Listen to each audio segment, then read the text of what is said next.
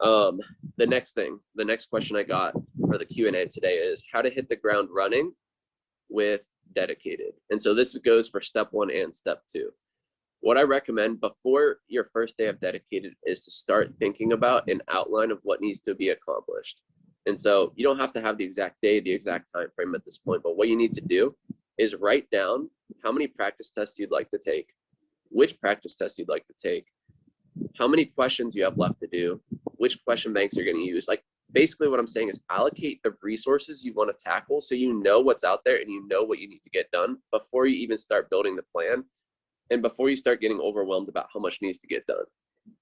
So for example, if you're going into dedicated, you know for a fact, whether it's step 1 or step 2, you want to take the free 120 at the Prometric Testing Center, like I just talked about a little bit earlier in this Q&A. So that's something that you can already go ahead and pre-align. So say you're taking your test on July 5th, you'd want to take the free 120, for example, July 1st or July 2nd. You want to do it very similar to your exam date. So it's the most recent, the most up-to-date question set that you take prior to your exam, because it's going to be the highest yield and the most representative of your actual test. Plus, you can actually get the experience of taking it at the Prometric Center. And so it's super powerful because you get to see what traffic is like on game day. You get to see what the screening process is like if you've never taken the USMLE before.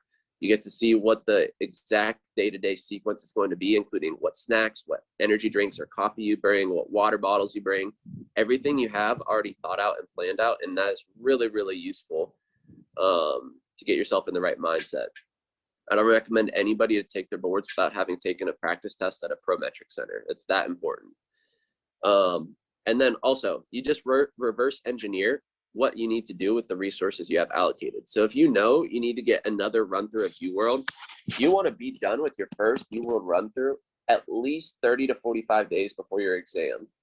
I would recommend 45 days prior to your actual test if possible, because that is going to really give you the amount of time you need to go through a second/third pass if you have time for that, as well as hit some of those weak points along the way.